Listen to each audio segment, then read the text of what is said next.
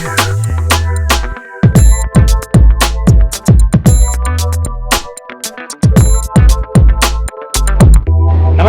Atul Gopal plug in India से। और आज हम वापस आ गए हैं जयपुर में बैटरी फैक्ट्री पे और हमारे साथ है निश्चल जी।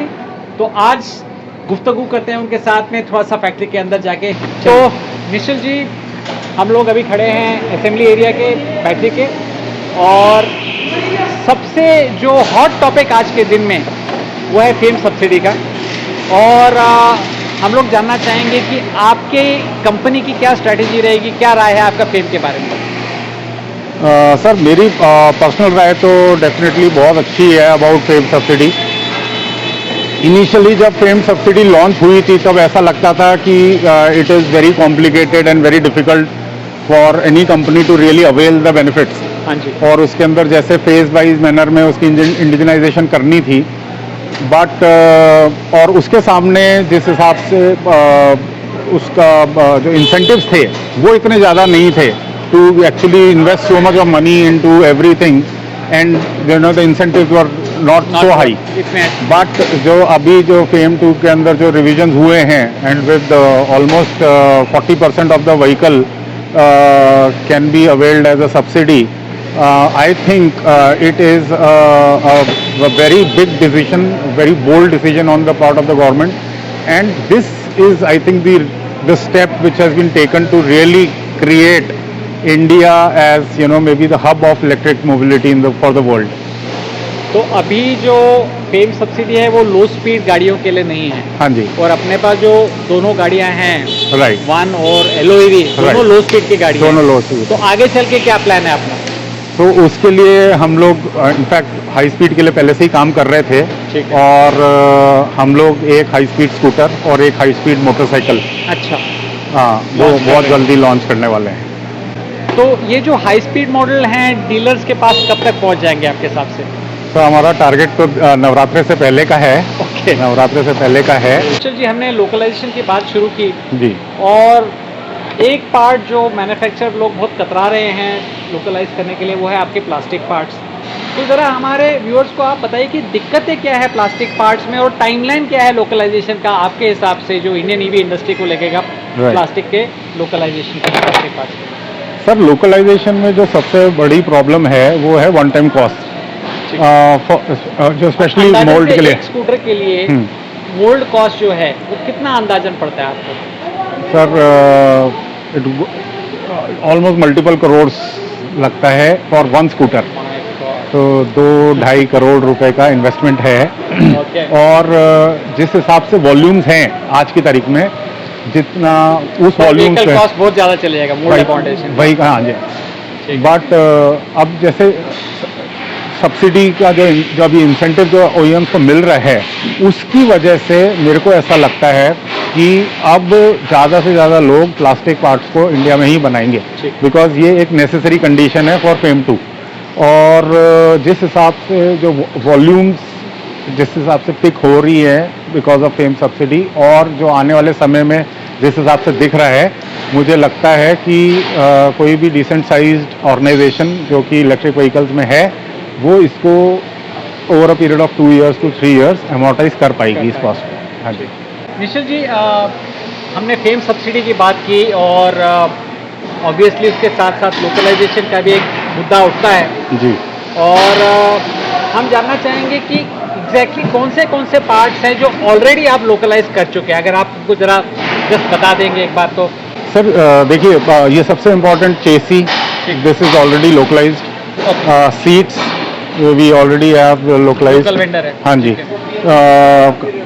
Charger, battery, throttles, horns, switches, MCB, and now we are actually going ahead with this motor. अच्छा। हाँ जी। ये वेरी गुड।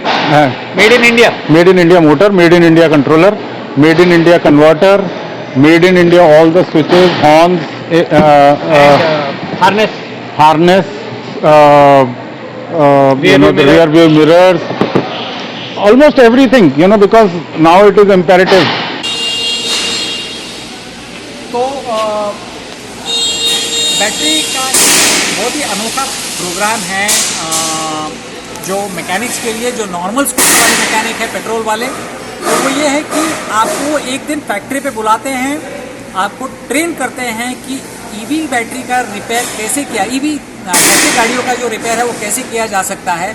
और अगर आप बैटरी जैसे गाड़ी को रिपेयर कर पाए तो आप 99% इलेक्ट्रिक स्कूटर्स को रिपेयर कर पाएंगे।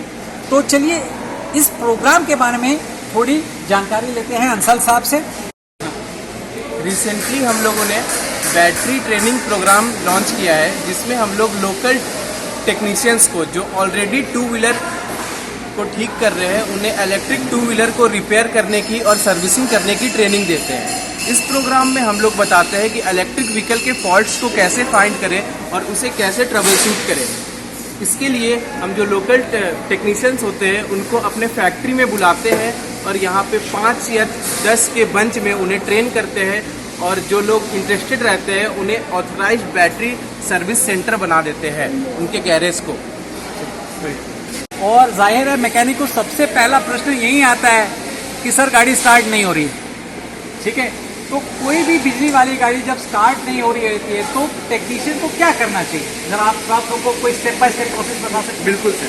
सबसे पहले जो हम लोग को चेक करना रहता है सर, वो बेसिक से स्टार्ट करेंगे हम लोग। और सबसे पहले जो हम लोग चेक करेंगे वो गाड़ी के एमसीबी को चेक करेंगे। ये एमसीबी में जो कनेक्शंस होते हैं वो प्रॉपर कनेक्शंस है या नहीं, कोई भी वायर लूज है या नहीं। अगर लूज होगा तो इसे यहाँ पे टाइट कर देंगे, फिर इसका कनेक्शन प्रॉपर कर लेंगे और इसे ऑन कर देंगे। ये देखिए, अगर यहाँ पे 1 लिखा हुआ है तो ये ऑन है, अगर 0 लिखा हुआ है तो ऑफ है। अगर यहाँ तक ये करने में अगर गाड़ी स्टार्ट हो जाएगा तो हम लोग यहीं रुक जाएंगे, अन्यथा हम लोग बैटरी के पोर्शन में जाएंगे। बैटरी में कभी कभी ये होता है कि ये जो डिस्चार्जिंग कनेक्टर जो रहता है बैटरी में वो लूज रहता है, तो इसे हम लोग चेक करेंगे ये लूज है या टाइट। अगर लूज रहेगा तो इसे हम लोग टाइट कर देंगे।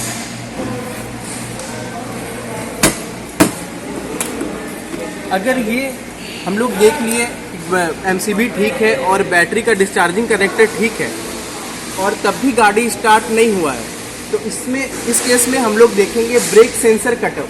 जैसा कि हम लोग जानते हैं हमारे पेट्रोल व्हीकल में बस एक तरह का ही ब्रेक होता है, मैकेनिकल ब्रेक, लेकिन हमारे इलेक्ट्रिक टू व्हीलर में मैकेनिकल ब्रेक होते ही हैं, साथ में इलेक्ट्रिकल ब्रेक होता है जो मोटर के कनेक्शन को डायरेक्ट कट कर देता है कंट्रोलर से। अगर ये ब्रेक कटअप लगा हुआ है तो आपका गाड़ी आगे नहीं बढ़ेगा। देखिए ये ब्रेक कटअप लगा हुआ है, रेड का सिंबल आ रहा है, और अगर हम थ्रॉटल ले रहे हैं तो गाड़ी आगे नहीं बढ़ रहा है। तो ये 3 चीज़ हम लोग को चेक करना है सबसे पहले, अगर आपकी गाड़ी ऑफ रोड हो गई है तो। निश्चल जी, फैक्ट्री टूर हमारा ख़त्म हो रहा है और चाय की चर्चा भी ख़त्म हो रही है, तो मेरे को एक बात बताइए, जो जब से पेट्रोल 100 रुपये लीटर हुआ है तो आपको कस्टमर के बिहेवियर में क्या फ़र्क दिखा है? सर देखिए, इलेक्ट्रिक व्हीकल जब हम लोगों ने शुरू किया था और आज पिछले 2 साल में there is a huge difference. हाँ जी। जो पहले जो कस्टमर थे और जो आज जो कस्टमर थे उनमें बहुत ज़्यादा फर्क है। पहले वो कस्टमर होते थे जिनका जो स्कूटर होता था वो फैमिली का दूसरा व्हीकल होता था, या तो उनके पास ऑलरेडी कार होती थी या एक दूसरा टू व्हीलर होता था, और इसको एक सेकेंडरी टू व्हीलर की तरह लिया जाता था कि ठीक है कि आसपास जाना हो या बच्चों के लिए या किसी को आसपास जाने के लिए, ग्रोसरी शॉपिंग के लिए। पर अगर आप पिछले 2 साल के अंदर जो बिहेवियरल चेंजेस आप देख रहे हैं, new population is now coming to electric which has never really bought a vehicle at all. अच्छा, ये पहली गाड़ी होने? जी हाँ जी, ये अब फैमिली की पहली गाड़ी बन रही है। उसके 2 कारण है सर। पहला कारण तो ऑब्वियसली कोविड, जिसके अंदर लोगों को अब पब्लिक ट्रांसपोर्ट से हटके अब प्राइवेट अपना खुद का पर्सनल व्हीकल चाहिए। और दूसरा, जिन लोगों ने स्कूटर, जो नेचुरली स्कूटर पे माइग्रेट होना चाहते थे, पर 100 रुपये पेट्रोल की जो प्राइस है उसकी वजह से अब वो पेट्रोल स्कूटर ना खरीद के इलेक्ट्रिक स्कूटर खरीद रहे हैं। उसका कारण एकदम सिंपल है, क्योंकि खरीदते वक्त भी इलेक्ट्रिक व्हीकल्स की प्राइस पेट्रोल व्हीकल से सस्ती है, और उसको चलाते वक्त भी जहाँ पे वहाँ पे 2-2.25 रुपये पर किलोमीटर लगता है, यहाँ पे सिर्फ 10-15 पैसे पर किलोमीटर के अंदर ही आपका काम हो जाता है। तो ओवरऑल कॉस्ट ऑफ ओनरशिप जो है इलेक्ट्रिक व्हीकल्स की वो काफ़ी कम है as compared to a petrol vehicle. ठीक है, तो चाय पीते वक्त तो कोई चीयर्स करता नहीं है, लेकिन आज मैं और निश्चल जी चीयर्स करने वाले हैं कि भगवान करे कि पेट्रोल 200 रुपए लीटर हो जाए और सारे ईवी की सेल्स डबल हो जाए। चीयर्स। Cheers.